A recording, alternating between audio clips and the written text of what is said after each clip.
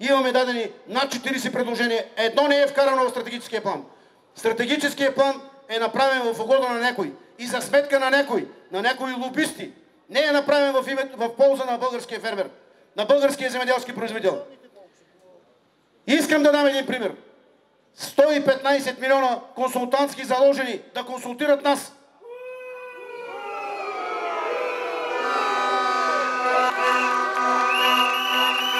Никой не ни даде обяснение. Защо бяха намалени ставките на автохтонните така наречени породи животни? Никой не ни даде обяснение. По искане на една организация. Ако ние не сме тук, тези хора вътре няма да направят нищо за оранжерийното производство, да не говорим за животновъдството.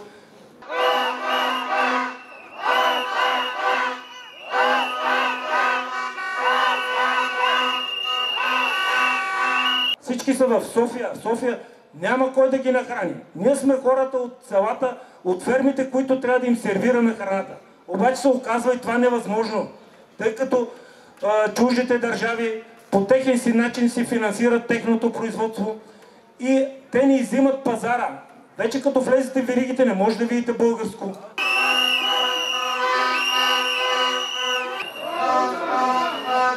Поканен бях да излеза и изляза. За да видите, господин Йоцев, извинявайте, за да видите фермери, а не както сутринта сте казали по медиите, ще дойдат едни хора работници. Тук са собствениците на най-големите оранжерии. Радвам се, господин Зоров, с тая разлика, че има все пак запис на това как наричате тези фермери. Така че аз изобщо не се... В Народното събрание има запис на това как наричате тези фермери. Как ги наричаме? Вие ги нарекате паразити, не вие персонал. Госпожа Степанчева. Това е факт. А сега, ако обичате, каниме представители ваши да говорят с нас. Хора, виждате ли този човек как манипулира да ни омерзи? Вие нарекохте паразити. И после казва, не вие, господин. Има записи.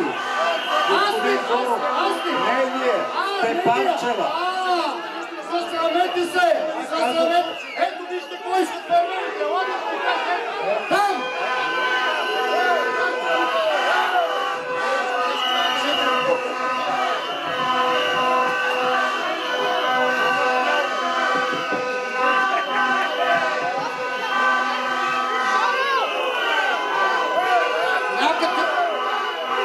Колеги, виждате ли какво става?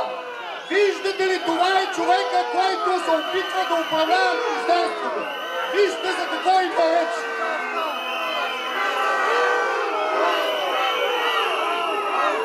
Да видите ние с какви хора работиме.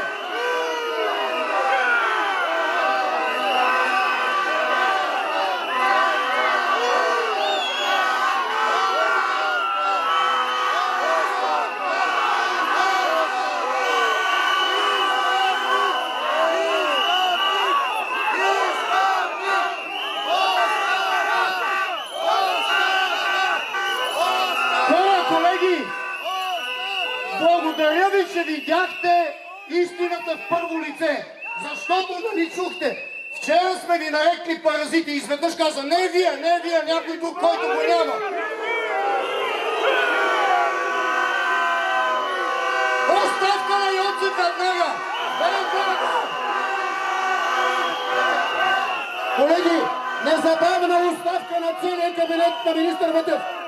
Вече за това, защото видяхте как един от неговите заместници държи с нас. Така работим ние, така работим с тях.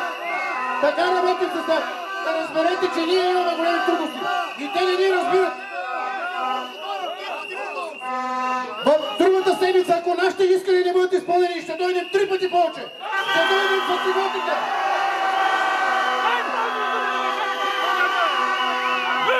Защото хората виждат за какво става въпрос.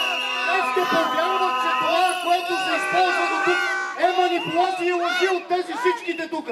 Как не беше го срам да дойде на стълбите и да лъже тези хора в очите?